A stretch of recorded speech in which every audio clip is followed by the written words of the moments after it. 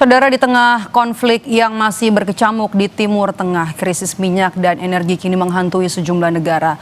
Lalu bagaimana dengan Indonesia? Apa langkah yang harus segera diterapkan pemerintah agar kebutuhan pasokan minyak dan gas dalam negeri aman? Kita bahas bersama dengan ekonom Universitas Paramadina, Wijayanto Samirin. Selamat petang, Pak Wijaya dengan Maidop.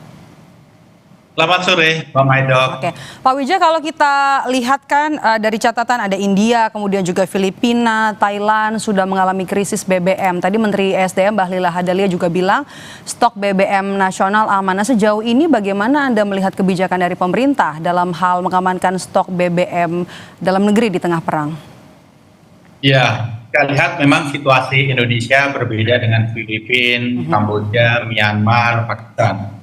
Karena negara-negara itu, termasuk India, itu tidak mempunyai resources energi, sumber daya energi yang memadai. Mereka tidak punya batu bara yang memadai, minyak bumi, dan lain sebagainya, masuk gas.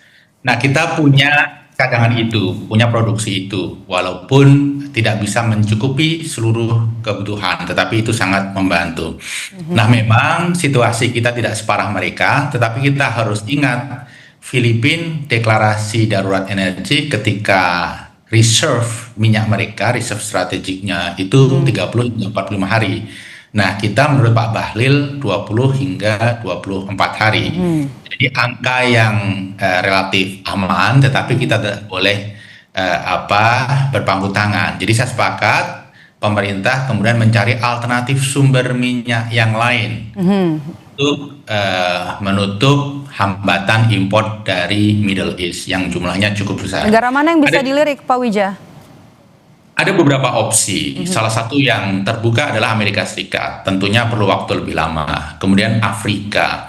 Kemudian Rusia. Karena sekarang ini kan Amerika untuk menurunkan harga minyak bumi dunia itu memberi keleluasan kepada Rusia untuk memasarkan minyaknya. Jadi 3 opsi ini menurut saya perlu kita observe dengan lebih seksama, dan Amerika merupakan negara yang sudah siap sebenarnya, tetapi dari sisi logistik tentunya perlu penyesuaian.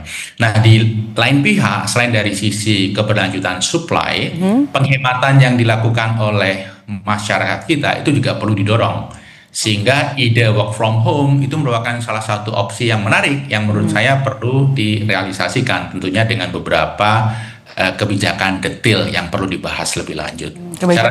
Oke. Sejauh ini kan bicara soal work from home, baru 1 hari nih yang diembuskan rencananya ya. Apakah 1 hari itu Anda lihat cukup untuk menghemat penggunaan BBM? Kira-kira bisa bertahan berapa lama? Ya, memang harus ada begitu banyak langkah yang dilakukan. Work from home saja tidak akan memadai, tetapi ini cukup membantu.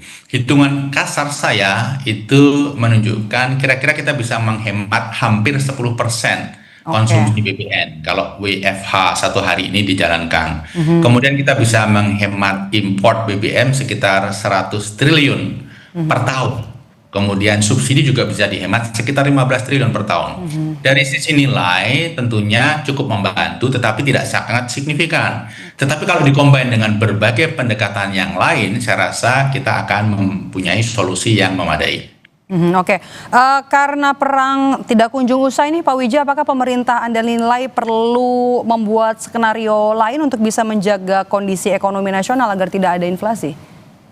Saya rasa salah satu yang harus dijaga adalah fiskal, karena dampak kenaikan BBM ini kan ujung-ujungnya ke fiskal, dan fiskal adalah salah satu titik rentan ekonomi Indonesia. Hal yang lain, parameter makro yang lain itu cukup oke, kecuali fiskal. Jadi ini perlu dijaga betul. Nah, menurut saya selain menghemat penggunaan BBM, kita juga perlu melakukan realokasi spending di area yang sebenarnya bisa ditunda, digunakan untuk area yang secara langsung mengantisipasi jika krisis ini berkepanjangan, krisis teluk maksud saya. Apa itu? Misalnya seperti MBG, kemudian Koperasi Desa Merah Putih, itu tetap dipertahankan, tetapi dengan efisiensi yang menurut saya perlu dilakukan secara cukup masif. Masih banyak ruang efisiensi di situ. Efisiensi masif seperti apa untuk bisa menjaga keseimbangan fiskal kita, Pak Wijaya? Dua hal tersebut saja, kalau dilakukan efisiensi yang masif, bisa menghemat luar biasa, 100 triliun lebih misalnya.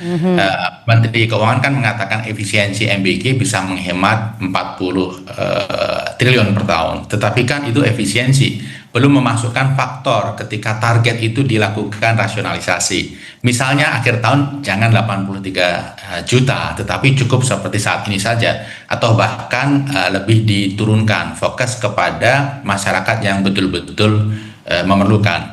Jika MBG dipangkas 50% saja, dan saya rasa seluruh pihak masyarakat akan mendukung dan akan setuju, ini sudah merupakan solusi yang sangat konkret dan kita cukup aman dari sisi fiskal. Karena begini Mbak Maido, dalam situasi seperti saat ini, menerbitkan surat utang itu menjadi sangat sulit. Bunga tinggi, ketidakpastian tinggi, currency risk tinggi. Sehingga ketika defisit melebar, ya 3%, 3,5-4% mungkin secara regulasi bisa dibenarkan. Tetapi siapa yang akan membeli surat utang kita? Itu merupakan pertanyaan besar. Oke, baik. Terima kasih sudah bergabung dan juga memberikan perspektif kepada kami di Kompas Petang hari ini. Wijayanto Samirin, ekonom dari Universitas Paramadina. Sehat selalu, Pak Wija. Terima kasih.